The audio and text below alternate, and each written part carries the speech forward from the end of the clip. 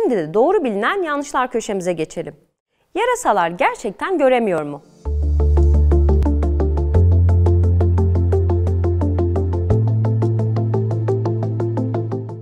Çoğu yarasanın ekolokasyon olarak bilinen karanlıkta kendilerine bir tür görme sağlayan gelişmiş kulakları vardır. Bu iyi kulaklar kötü gözlere sahip oldukları anlamına gelmiyor. Yarasalar iyi işitme yeteneklerini gecenin karanlığında yiyecek bulmak için, iyi gözlerini ise gün ışığında yiyecek bulmak için kullanırlar. Yarasaların görüşü şafak ve alacakaranlıkta olduğu gibi düşük ışık koşullarına göre ayarlanmıştır. Bazı yarasalar insanlar kadar iyi renk görüşüne sahip olamasalar da genel görüşleri şafak ve alacakaranlıkta insanlardan daha iyi olabiliyor.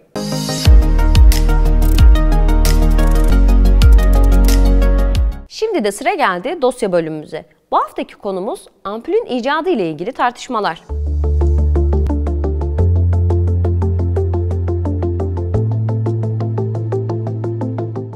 Ampulün hikayesi Edison'un 1879'da ticari açıdan başarılı ilk ampulü patentlemesinden çok daha önce başlıyor. 1800'de İtalyan mucit Alessandro Volta, elektrik üretmenin ilk pratik yöntemi olan voltaik yağını geliştirdi.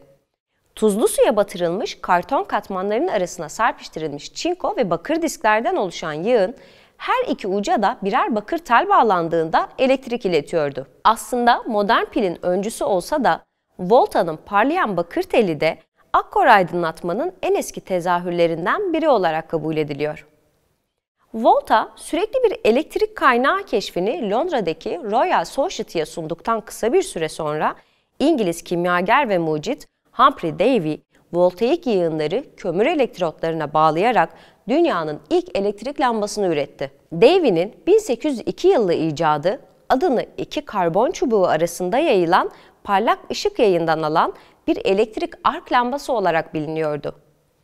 Davy'nin ark lambası kesinlikle Volta'nın bağımsız yığınlarında bir gelişme olsa da çok da pratik bir aydınlatma kaynağı değildi. Bu ilkel lamba bir ev veya çalışma alanında kullanmak için fazlasıyla parlaktı. Ancak Davy'nin ark ışığının arkasındaki ilkeler 1800'lü yıllarda diğer birçok elektrik lambasının ve ampulün geliştirilmesinde kullanıldı. Sir Humphrey Davy'nin çalışmaları sonucu 1802'de dünyanın ilk gerçek yapay elektrik ışığı ortaya çıktı. Takip eden yıllar boyunca birçok başka mucit kendi ampul versiyonlarını yarattı. Bu ampulleri üretmek oldukça maliyetli olduğundan ticari olarak uygulanabilir hale gelemediler. Bu süreçteki en dikkat değer ampul versiyonlarından biri 1840 yılında başka bir İngiliz bilim insanı Warren de la Rue tarafından yaratıldı. De la Rue bir vakum tüpünün içine platin filament bobini yerleştirdi ve içinden biraz akım geçirdi. Platin çok pahalı bir metal olduğundan tasarımının ticari uygulanabilirliği ciddi şekilde sınırlanmış oldu. Ve 1848'de diğer bir İngiliz bilim insanı William State, lambaların çabuk aşınan karbon çubuklarının hareketini düzenleyen bir saat mekanizması geliştirerek geleneksel ark lambalarının ömrünü arttırdı. Ancak State'in lambalarına güç sağlamak için kullanılan pillerin maliyeti mucidin ticari girişimlerine bir engel oluşturdu. 1850'de başka bir İngiliz mucit Joseph William Swan önemli yetenekleriyle meydan okumaya koyuldu. Ve De la Rue'nun yaşadığı sorunları gidermek için Swan daha ucuz filament malzemeleri denemeye karar verdi. 1860'a gelindiğinde çalışan bir prototipi vardı. Ancak iyi bir vakum ve yeterli bir elektrik kaynağına sahip olamaması uzun ömürlü bir ışık üreticisi olarak kabul edilemeyecek kadar kısa olan bir ampulle sonuçlandı. Bu aksiliklere rağmen Swan tasarım üzerinde çalışmaya devam etti. Vakum tüp teknolojisi 1870'lerde geliştikçe Swan bazı önemli ilerlemeler kaydetmeyi başardı. Tüm çalışmalarının doruk noktası 1878'de uzun ömürlü bir ampul geliştirmesiyle başladı. Ondan öncekiler gibi o da karbonize kağıdı pamuk ipliğiyle değiştirmesi dışında boşaltılmış bir tüpte bulunan bir filamenti kullandı. Bir başka ilginç ampul girişimi 1874'te bir çift Kanadalı mucit tarafından yapıldı. Torontolu Henry Woodward ve Matthew Evans kendi ampullerini tasarladı.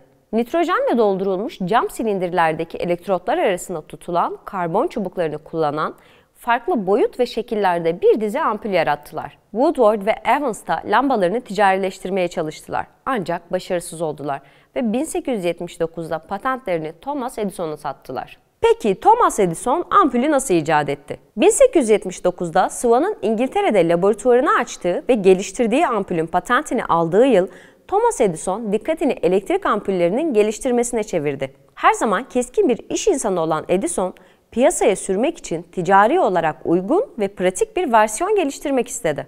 Ekim 1879'da nihayet patent ofisi ile elektrik ışıklarında iyileştirme için ilk başvurusunun patentini aldı. Ancak bu durumla yetinmedi. Edison tasarımları üzerinde çalışmaya ve onları geliştirmeye devam etti. Orijinal patentinin performansını iyileştirmek üzere filamentler için farklı metallerle deneyler yaptı. Aynı yıl bir karbon filament veya şerit sarılı ve platine kontak tellerine bağlanan bir elektrik lambası için başka bir patent başvurusunda daha bulundu. Bu çalışma neredeyse 20 yıl önceki Joseph Swann'ınkine çok benziyordu.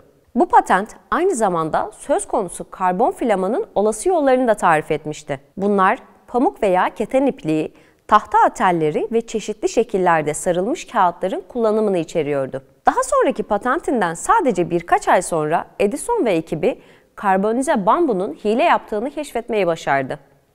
Bu materyalin 1200 saatten fazla dayanabildiği görüldü. Bu keşif ticari olarak üretilen ampullerin başlangıcı oldu ve 1880'de Thomas Edison'un şirketi Edison Electric Light Company yeni ürününü pazarlamaya başladı. Edison'un icadı o kadar benzerdi ki Swann, Edison'u telif hakkı ihlali nedeniyle dava etmeye karar verdi. İngiliz mahkemeleri Edison aleyhine karar verdi ve Edison, Swann'ı elektrik şirketinde bir ortak yapmak zorunda kaldı. 1883'te ABD Patent Ofisi Edison'un patentinin geçersiz olduğuna karar verdi. Çünkü Edison, elektrik alanında çalışma yürüten Nikola Tesla dahil başka mucitlerin çalışmalarını da kopyalayıp pazara sunmuştu. Ancak tüm bunlara rağmen Edison sonsuza kadar ampulün mucidi olarak hatırlanacaktı. Thomas Edison, 19. ve 20. yüzyılın en üretken mucitlerinden ve iş insanlarından biri olmaya devam edecekti. Ölümünden sonra geriye 2332 icadın patenti ile 389 elektrikli aydınlatma tasarımı bıraktı. Mark Twain, ampulün akıbeti ve Nikola Tesla'nın mağduriyeti üzerine şu sözleri söyler. Bir telgraf ya da buhar makinesi, bir gramofon ya da fotoğraf, telefon ya da aklınıza gelebilecek her türlü önemli şeyi bulmak, binlerce bilim insanının hayatına mal olabiliyorken, sonuncu kişi tüm ilgi ve tebriği alır. Bizse geri kalanları tamamıyla unuturuz. Oysa ki onun yaptığı tek şey sonuca minik bir parça katkıda bulunmaktır. Bu tür ibretlik olaylar bizlere, entelektüel gelişmelerin %99'luk kısmının emek hırsızlıklarından kaynaklandığını öğretmeli. Basit ve açıkça çıkarmamız gereken ders, her ne olursa olsun mütevazi olmamız gerektiğidir. Fakat çoğumuz bunu yapamayız.